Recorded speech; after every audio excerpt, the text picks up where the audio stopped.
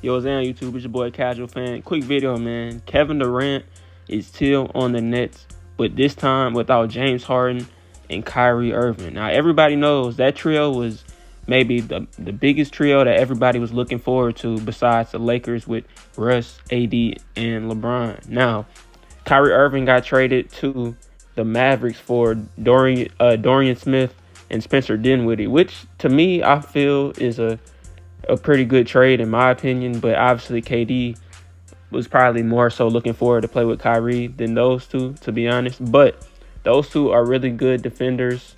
Spencer Dinwiddie, he has his moments where he may fall asleep in help defense, but all in all, I feel like that's a good trade for the Nets, even for the Mavs too, But for Luka, I'm not sure how that's going to affect him. Obviously, he's a MVP front runner for everybody, I believe.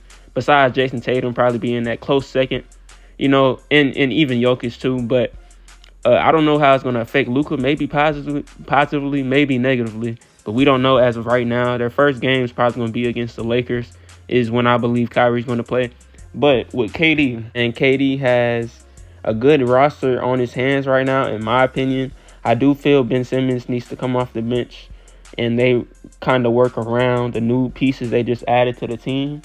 KD is on a 3-year. Well, he has 3 years left, costing up to $154 million, and obviously he's talked to Sean Marks about looking for trades and all those other things. But to me, in my opinion, you have a real good roster to make a run in the East. And I'm not saying this so he could stay or whatever, because I'm not a Nets fan. But you look at this roster, they have Joe Harris hasn't really been playing the best this year. He's obviously haven't been playing too many minutes, being outplayed by Utah. I don't know how to say his last name, Utah Wanabe, I believe you say his name. A real good three-point shooter. He's looking more confident on his drives, but he's obviously out there to shoot those threes and jack them up for the team. Seth Curry, a good teammate. Nick Claxton is really rising out of no...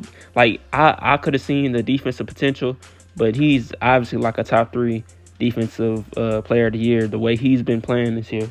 I mean, you have a squad on you. The starting lineup, in my opinion, would probably be KD, Nick Claxton, Spencer Dinwiddie, Dorian Smith, and I don't know if you would start Seth or you would start another PG, because obviously Spencer Dinwiddie is pretty much a PG on any team he's played for, but he is tall. He's like 6'7", 6'8". But with KD, if he was to ever look for a trade, last year he had interest in the Phoenix Suns, and obviously the Phoenix Suns aren't really the same team they've been for the past 2 years.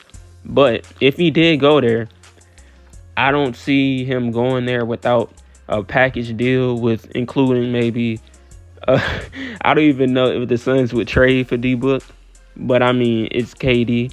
It's kind of like with any team. Would you trade your top piece for a player like KD? I believe every team would do that.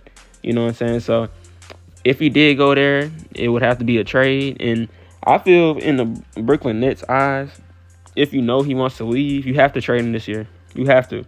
Because if y'all let him leave for nothing, which isn't going to be this year or whenever, because he has 3 years left.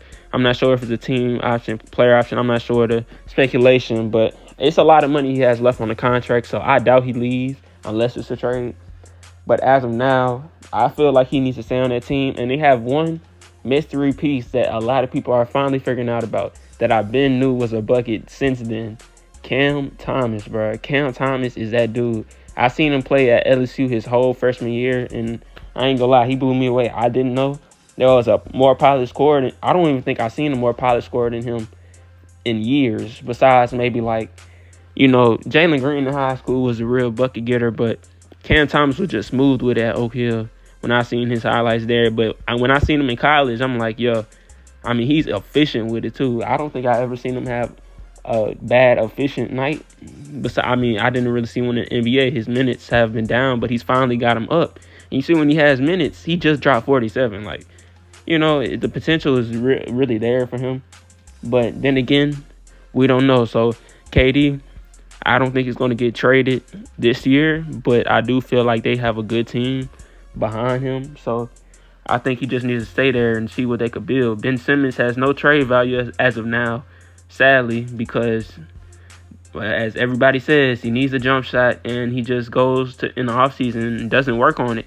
Giannis, the things that Giannis has done, it's crazy. He has a jump shot.